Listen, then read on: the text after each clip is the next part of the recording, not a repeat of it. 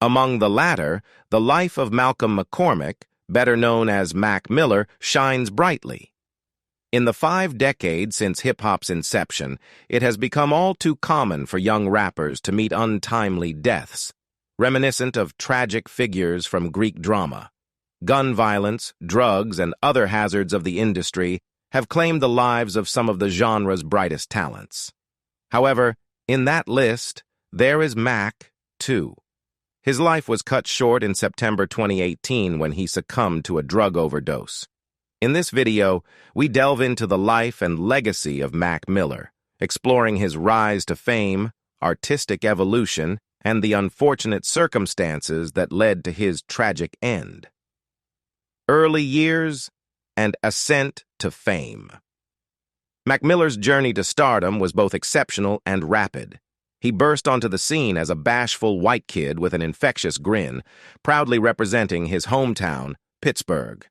Despite his privileged background, Mac Miller's early raps diverged from the typical gangsta narratives prevalent in the genre at the time. Instead, he chose to focus on more relatable and everyday subjects such as weed, Kool-Aid, frozen pizza, and his standard issue Nikes. This earnestness in his music became his defining appeal and persona. Cantor's biography, Most Dope, unveils the early years of Mac Miller's career. Through extensive interviews with McCormick's friends and associates, as well as a wealth of media material, Cantor paints a vivid picture of the artist's formative days. It was during this period that Mac Miller released several mixtapes and caught the attention of a growing fan base. By the time he was legally old enough to drink, Mac Miller had already achieved millionaire status, founded a record label, starred in his own reality series, and garnered a devoted following. Despite some early criticism, which questioned whether his popularity was solely based on his relatability rather than the quality of his music, Mac Miller's records consistently performed well on the charts, showcasing his undeniable talent. Artistic evolution and critical reception. Mac Miller's journey as an artist was far from stagnant. He embraced the challenge of honing his craft and evolving his sound. As a serious student of hip-hop, he drew inspiration from classics like Big L, but he also had a penchant for innovation and experimentation. This desire to push boundaries led to what one critic described as a quantum leap in artistry. His subsequent albums showcased a more intricate approach to beats, thought-provoking lyrics, and a soulfulness that resonated deeply with his fans. However, as his music matured, Mac Miller faced criticism from some quarters that underestimated his capabilities as a white artist in a predominantly black genre. Nevertheless, he persisted in perfecting his skills, defying expectations, and solidifying his position as a respected rapper and producer. The rise of Mac Miller. In the early to mid-2010s, the pop music scene witnessed an explosion of diversity and creativity, with an array of subgenres and artists leaving their indelible marks on the cultural landscape. Among this dynamic musical landscape emerged Mac Miller, a young and promising rapper whose talent and authenticity would soon captivate audiences worldwide. It was through his hit single Donald Trump, released in 2011, that Mac Miller first gained widespread recognition. Donald Trump was more than just a catchy tune. It became a cultural phenomenon, thrusting Mac Miller into the limelight and introducing him to a vast audience of music lovers. Over a looping sample of Sufjan Stevens's Vesuvius, the then 19-year-old rapper confidently rhymed about his ambitions, immense wealth, and the perks of fame. The song's success played a significant role in popularizing the frat rap trend, characterized by predominantly white pop rappers, and paved the way for other artists like Lil Dicky and Huey Mack. However, Mac Miller's artistic journey was far from confined to the confines of frat rap. In the years that followed Donald Trump, he embarked on a transformative path, evolving both musically and personally.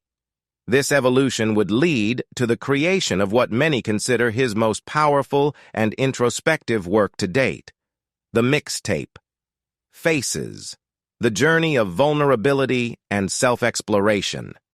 Released in 2014, Faces was a monumental departure from Mac Miller's earlier, more lighthearted tracks. The mixtape delved into profound themes of addiction, mortality, love, and existential uncertainty. Throughout the 90-minute record, Mac bared his soul, unearthing his deepest fears, insecurities, and vices. The production, heavily influenced by jazz and other musical elements, added a layer of depth and complexity to the mixtape, perfectly complementing Mac's contemplative and emotive verses. Inside Outside, setting the tone. At the heart of Faces was the opening track, Inside Outside. Produced by the talented Thundercat, the song set the album's tone with its haunting and introspective lyrics.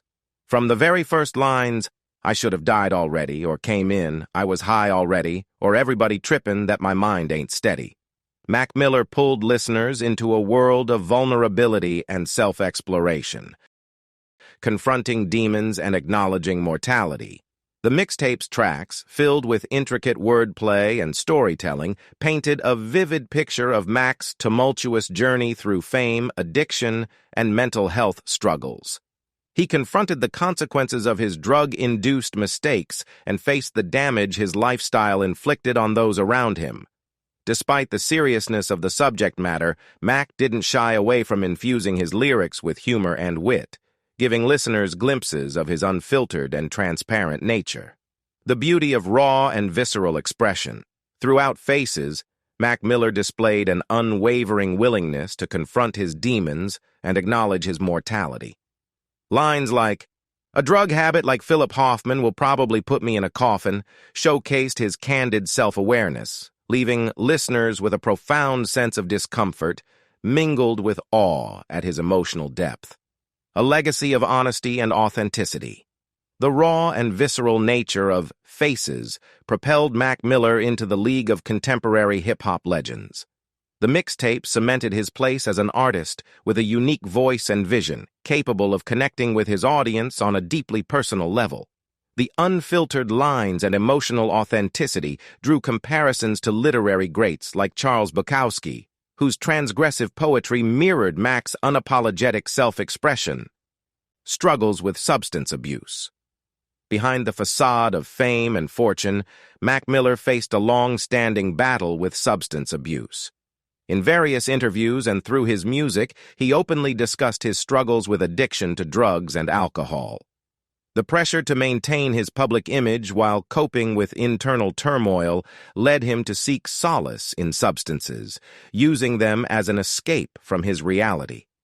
A series of challenging events, including a high-profile breakup with singer Ariana Grande in 2018, further exacerbated his struggles.